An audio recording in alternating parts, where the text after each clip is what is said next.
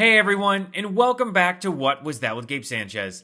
In a moment of deja vu, we find ourselves in another Georgia runoff election. This time between Democratic Senator Raphael Warnock and the Republicans' ideal candidate, election-denying, pathological lying, domestic abusing Herschel Walker.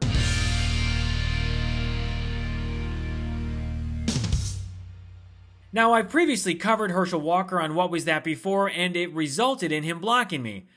Oopsies. But just like Herschel Walker's secret abortions, here's another one. Walker has been very busy trying to avoid even more scandals leading up to the Georgia runoff election. Or as Walker likes to say it, this election is about the people. We're gonna put a pin in this Weekend at Bernie's trio and come back to them later. So back to Walker. He's a pathological liar with no platform or understanding of what problems actually exist in our country. Is white supremacy one of the major issues that's facing the United States today? Well, no, it's not. Trump literally had dinner at Mar-a-Lago with Holocaust denier and white supremacist Nick Fuentes and Hitler lover Kanye West. The former president giving anti-Semitism a seat at the table is a huge problem. But then again, we shouldn't be surprised since Trump told the white supremacy group the Proud Boys to stand back and stand by. It's quite clear that Walker does not know what he's talking about and is definitely not demonstrated how he plans to help the people of Georgia. I mean, the guy never showed up to a single debate until the final one against Senator Raphael Warnock. At one point during the debate, Walker pulled out a badge thinking it would make him seem like more of a legitimate candidate. I've never pretended to be a police officer, and I've never threatened a shootout with the police. Well, and now I have to respond to that. We are moving on, gentlemen. I have to respond to that. And you know what's so funny? I am with many police officers. His party city badge is no more official than the $8 verified badge that Elon Musk has been hawking on Twitter. And beyond his claim of being a police officer, he also made a bizarre claim in 2019 that he played President Obama in basketball and let him win. You know, man, President Obama used to play basketball. I don't know if y'all know, he's a basketball player. And I used to play with him at lunch. This is honest, I used to play with him at lunch.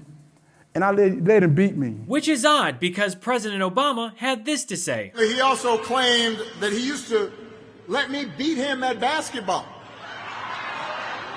But then he admitted that we've never actually met. So I guess this was more of an imaginary whooping that I laid on him. Oof, that is embarrassing. Walker also bragged that Ivanka and Don Jr. got their intelligence from him. Little Ivanka and little Donald lived with me for a week for 5 years during the summer. Every amusement park, Disney World, SeaWorld, every place they went, I was the one to take them. I kept them for a week. So the intelligence of those two kids right there is not from Donald. I'd say this explains a lot, but then I remember Donald Trump is their father, so it definitely runs in the family. I mean, have you seen Eric Trump? But you gotta admit, Walker really has a way with storytelling. Like that time he told a bizarre and ironic story about a bull getting cows pregnant. So I've been telling this little story about this bull out in the field with 6 cows, and 3 of them are pregnant. So you know he got something going on. Or that other time when he gave a movie review about vampires fighting werewolves. You ever watch a stupid movie late at night hoping it's going to get better, don't get better, but you keep watching it anyway? Because the other night I was watching this movie. I was watching this movie called Freak Night, or some type of night, but it was about vampires. I don't know if you know vampires are some cool people, are they not? But I'm going to tell you something that I found out. A werewolf can kill a vampire. Did you know that? Hold on, werewolves can kill vampires? Okay, I need to do my own research here. I will be right back. One eternity later. So, after watching all 5 films from the Twilight Saga and taking countless Which Twilight Character Are You BuzzFeed quizzes, I can confidently tell you that I am neither Team Edward nor Team Jacob. However, I just realized that Jacob is a werewolf that falls in love with the baby, so Walker wanting to be a werewolf actually makes sense. You know, cause Republicans are perverts obsessed with children and their genitalia. Or if you're James Woods, you're obsessed with Hunter Biden's dick pics. Republicans are so creepy. Anyway, moving on. If you thought werewolves for Walker was weird, just wait till you hear him talk about the southern border wall. I'm gonna secure this border. They said, how are you gonna do that? I said, well, I can do it then. You just put up a wall. A wall do work. Wall working around your house. When you got a wall around your house, people don't do it. They can get in, but you know what? They get in, it'll be hard to get out. Cause I got a dog that, well, my dog really won't bite, but he pretty bad anyway. But anyway, Ugh, anyone else get whiplash from that nonsense? The Republican Party could have picked anyone, and Herschel Walker is the best that they could come up with. They don't even trust him enough to campaign on his own. The Republican Party sent in the B Squad villains like Human Skeletor Rick Scott, Fake Army Ranger Tom Cotton, Ted I Blame My Daughters for Cancun Cruise, and Lickin' Lips Lindsey Graham. And out of all of the GOP rejects, we've seen Lindsey Graham the most. He's gotten angry for Walker. They're scared to death of Herschel Walker because if Herschel Walker becomes a Republican, maybe every other young child in America of color might want to be a Republican. He's cried for Walker. Stand by Herschel tonight. He's even begged for campaign contributions on government property, which is a big no-no. Go to teamherschel.com. If you can give $5 or $10, it will help him close the gap. But the most humiliating moment was when Graham did push-ups to help fundraise for Walker. Hey, Lindsey Graham here. I know I look short and fat, and I am, but I'm all in. I'm going to do 34 push-ups. 12, 13, Yeah, teamherschel.com. 15, 16. I didn't think it was possible after Trump became president, but somehow Lindsey Graham has reached a new level of desperation. Lindsey Graham has become Herschel Walker's helicopter parent, which is the complete opposite of Walker's approach to parenting. For example, this is how he talks about one of his sons, Christian Walker. Streetwise dumb as a brick. When I delivered him, he had this long old head. I'm serious, he looked like an alien. I told my wife, your parents got some awful genes and stuff. Which might explain this comment that he made during a campaign speech. If you're a Martian, you live in the United States of America, I'm going to protect you too, because you belong to my family. Anyway, back to Walker describing his alien son. Christian Walker, whoa, X-File, he's an alien. Well, that definitely won't help their already complicated father-son relationship. And speaking of relationships, the second woman who accused Herschel Walker of pressuring her to get an abortion has spoken out on camera. He did not want me to have the child. And he said that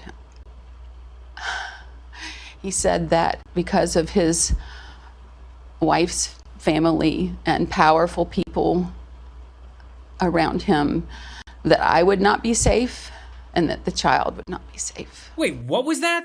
He said that because of his wife's family and powerful people around him, that I would not be safe and that the child would not be safe. If you need to threaten a woman to feel in control, you are weak and pathetic. But that shouldn't surprise anyone when Walker's running as a Republican and is close friends with Trump. So on top of Walker's pathological lying, pressuring women to have abortions, and hiding secret children, we now find out that he also attacked his former longtime girlfriend, Cheryl Parsa. Parsa, along with 4 other women, have courageously come forward to tell the Daily Beast about their painful and violent experiences with Walker. And if you remember, this type of behavior is not new. Walker put a gun to the temple of his ex-wife, Cindy Grossman. He held the gun to my temple and said he was going to blow my brains out. Even to this day, Walker refuses to be honest about his violent past, disturbing abuse toward his ex-wife and other women. And I don't have any violence. And whenever people question Walker's violent past with his ex-wife,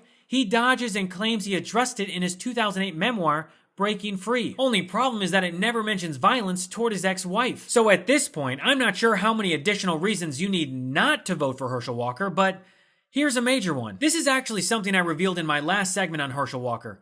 He doesn't live in Georgia.